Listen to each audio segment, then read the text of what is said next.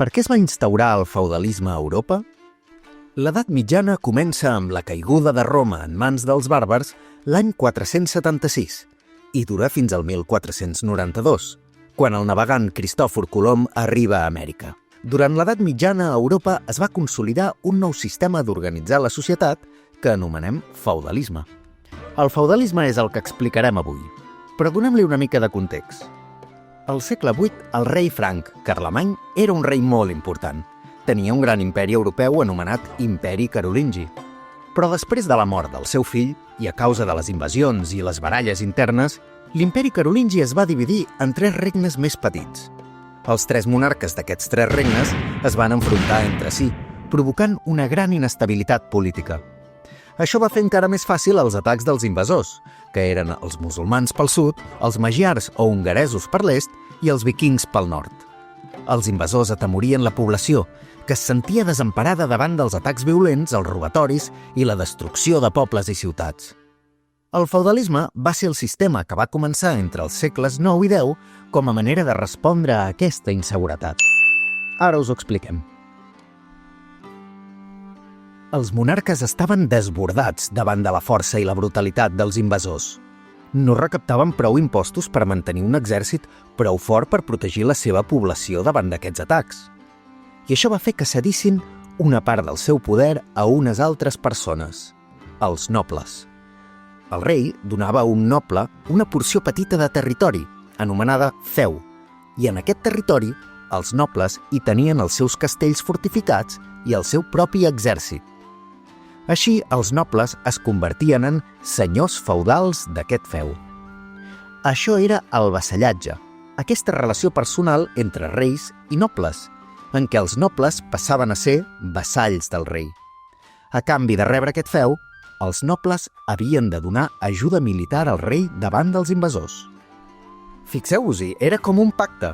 Jo et dono un tros de terra per fer-hi el que vulguis i tu m'ajudes si m'ataquen. El vassallatge era aquest pacte, un pacte de fidelitat entre el rei i els nobles. O també podia ser entre nobles de diferent rang. El noble de rang superior es convertia en senyor feudal del noble de rang inferior. I el de rang inferior era el seu vassall i li devia lleialtat i ajuda militar. Aquesta relació es feia oficial en una cerimònia que tenia 2 parts: l'homenatge, on el vassall prometia fidelitat al senyor, i la investidura, on el senyor lliurava al vassall el feu perquè el governés i l'explotés econòmicament. Alhora, els pagesos es posaven sota l'empara del senyor del seu feu.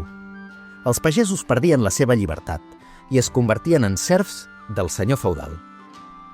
A canvi, el senyor feudal els protegia amb el seu exèrcit.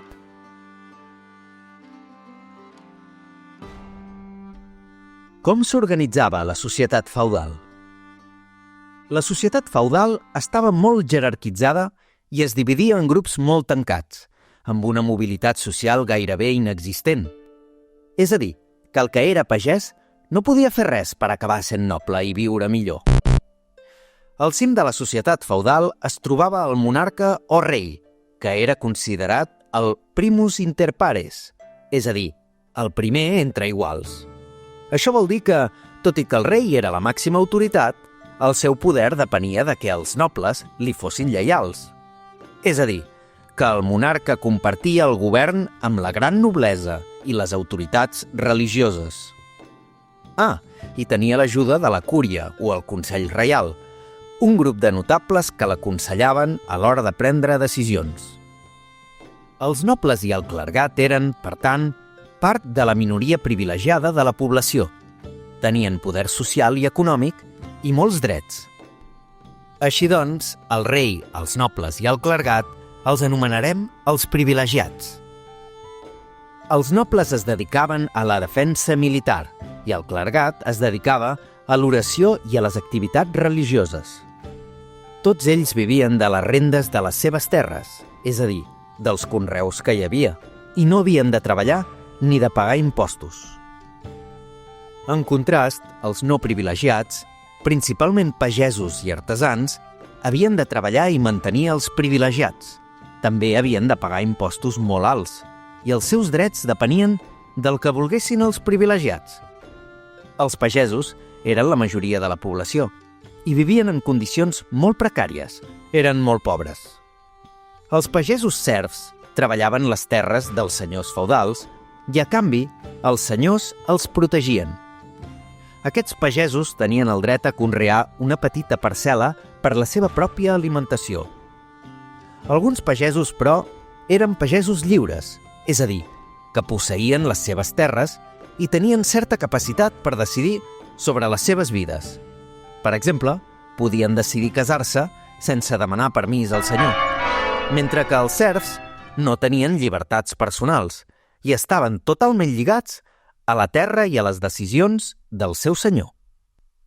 Aquesta estructura social tan desigual es basava en relacions de vassallatge, on cada estament tenia, com podeu veure, les seves funcions específiques.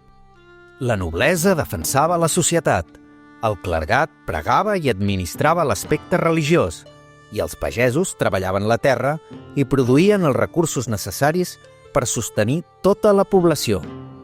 Que cadascú tingués les seves funcions permetia mantenir l'ordre feudal.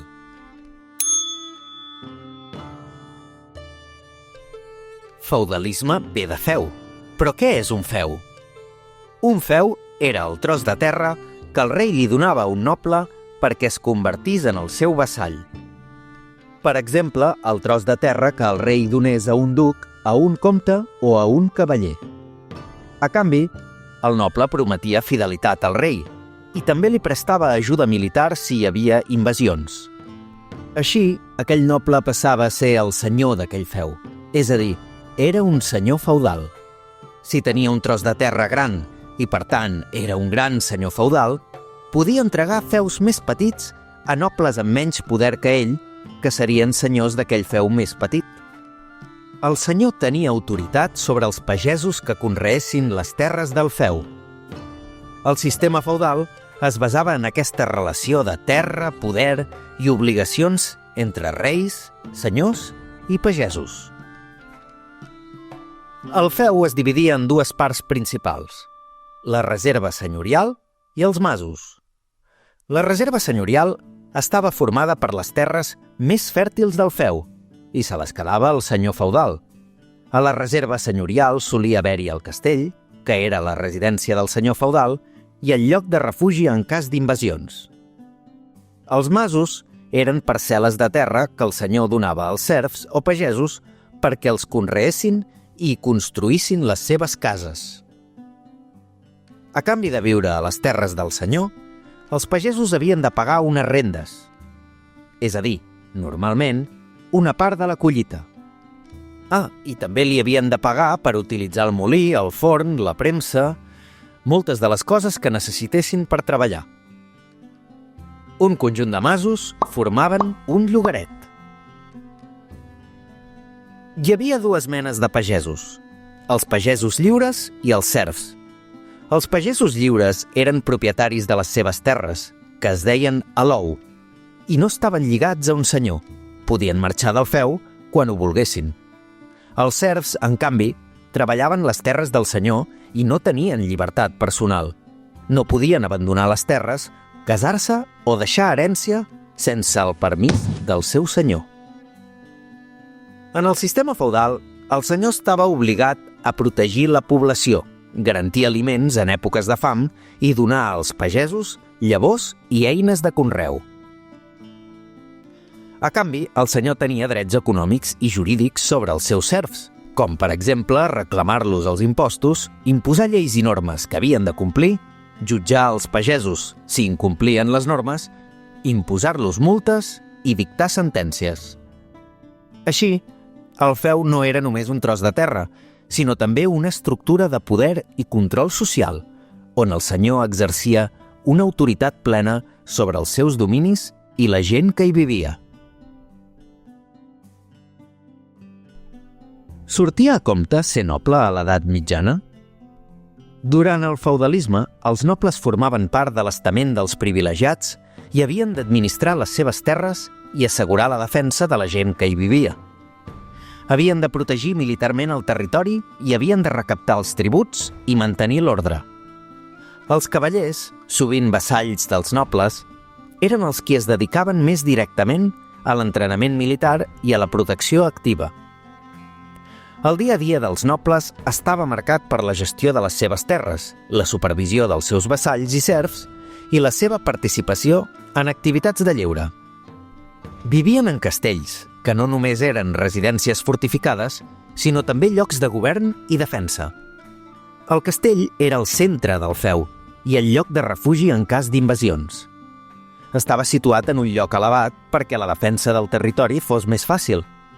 I havia de ser autosuficient en cas de setge. És a dir, havia de tenir pous d'aigua, tallers artesans i magatzems amb aliments perquè si hi havia un atac dels invasors, la gent pogués viure a dintre del territori del castell. Les collites i els tributs que recaptaven els pagesos permetien als nobles mantenir un estil de vida luxós, posseir castells i cavalls i comprar armament. Els cavallers, per la seva banda, estaven més centrats en l'entrenament per al combat i fins i tot celebraven tornejos on s'enfrontaven amb altres cavallers. Quan el rei cridava als nobles perquè hi havia una guerra, els nobles podien anar-hi personalment o bé enviar-hi cavallers amb el seu seguici, és a dir, amb un grup d'homes armats.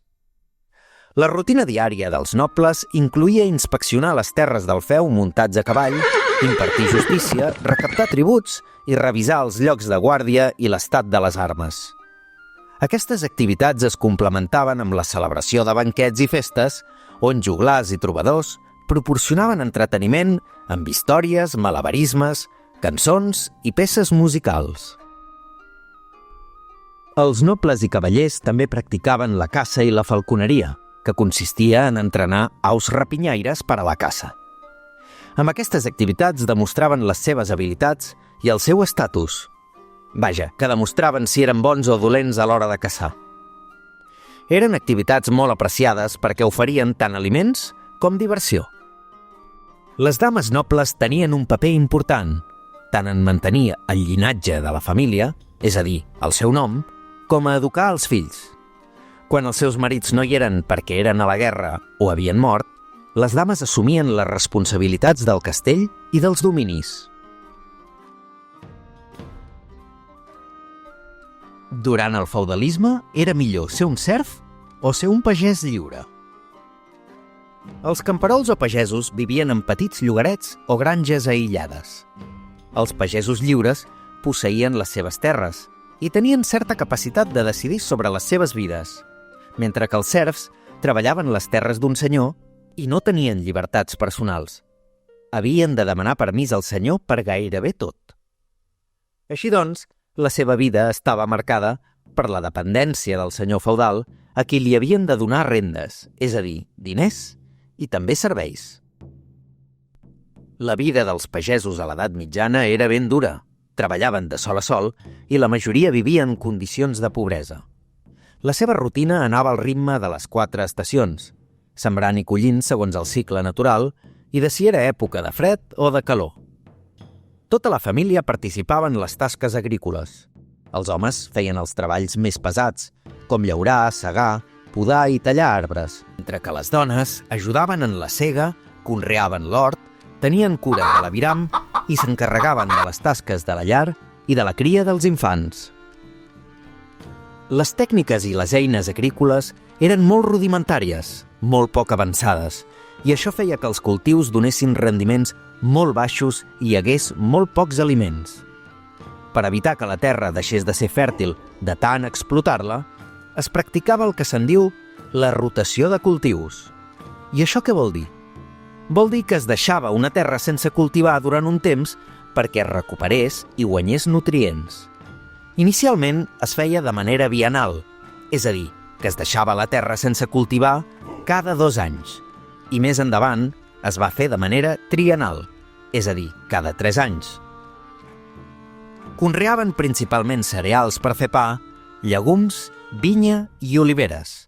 Als horts hi abundaven les hortalisses i els arbres fruiters. Els pagesos practicaven una agricultura de subsistència, és a dir, destinada a l'autoconsum, per sobreviure. Vaja, que no els sobrava aliment. Una sequera o una gelada podia malmetre la collita i fer-los passar fam. A més, recordeu que els pagesos havien de pagar rendes o impostos als senyors feudals i a l'Església. Això normalment volia dir donar-los una part de la seva collita. Per exemple, els delmes eren l'obligació de donar-los una desena part de la collita. Aquesta mala alimentació, la falta d'higiene i les fams que hi havia de tant en tant, suposava que a la societat feudal hi hagués una mortalitat molt elevada.